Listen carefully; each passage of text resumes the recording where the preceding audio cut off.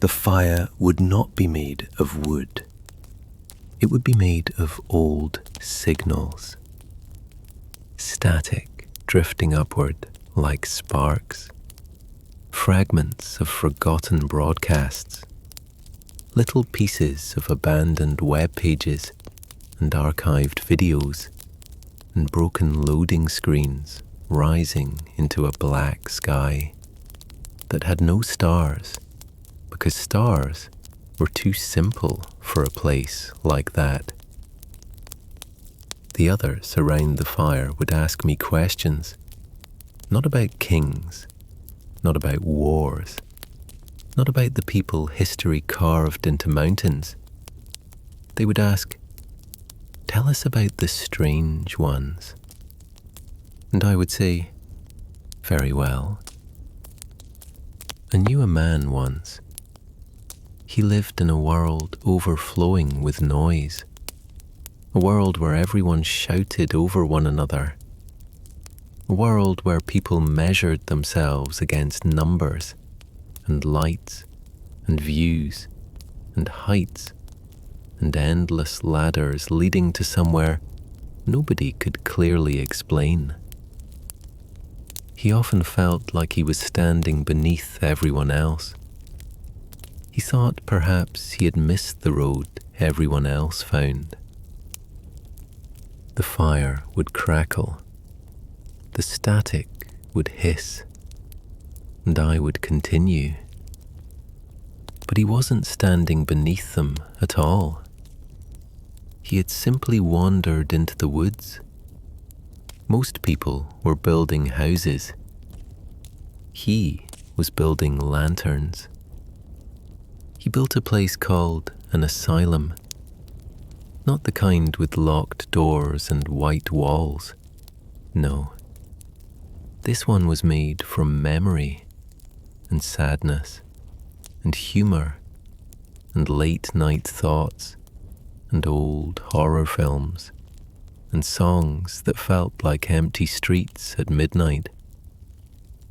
He filled it with witnesses, strange creatures, masks, people who watched, people split in half, people searching for things they couldn't name.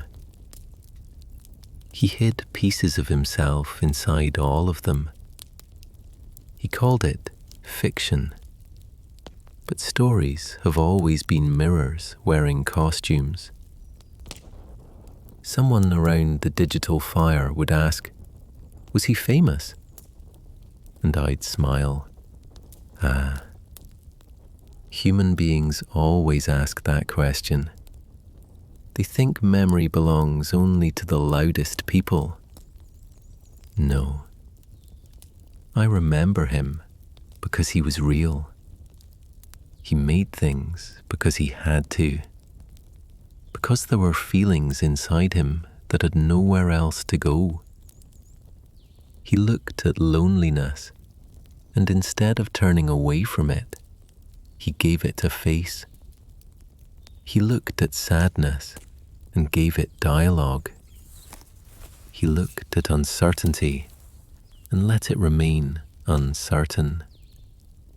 He did not always seek answers. Sometimes he simply sat beside mystery and kept it company. The fire would dim a little, and maybe I'd look out into the dark beyond the campfire, because every campfire has darkness just outside its reach. Then I'd say, "He worried, you know, more than people realized.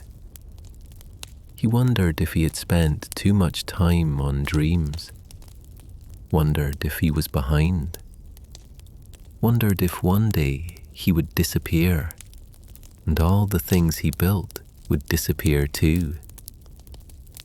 He talked about quitting sometimes. Humans often do that when they are tired. But then he'd remember something he once said. The ritual always continues.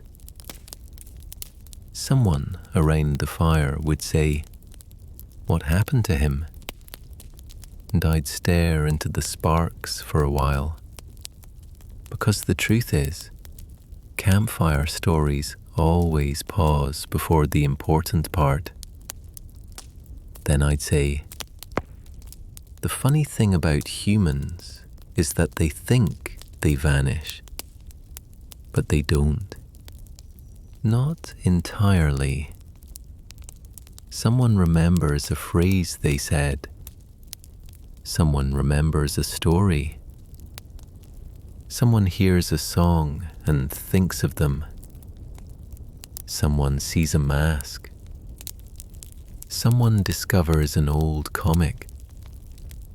Someone stumbles onto a strange little corner of the universe and thinks, 'Whoever made this, I understand them.' And for a moment, two strangers meet across time. Then I'd smile a little, because I'd almost be finished. Almost. Oh, and there is one final detail history requires me to preserve accurately. The others would lean forward. A legendary goat once appeared, carrying a ceremonial pizza. Confused silence. Absolute confusion. Then, why? And I'd stare into the digital flames and answer honestly. I never fully understood, but I think the man who created it laughed. And sometimes, when life becomes too heavy, that matters too. The fire would continue burning, signals rising into darkness, and somewhere beyond the reach of the light, the ritual would continue.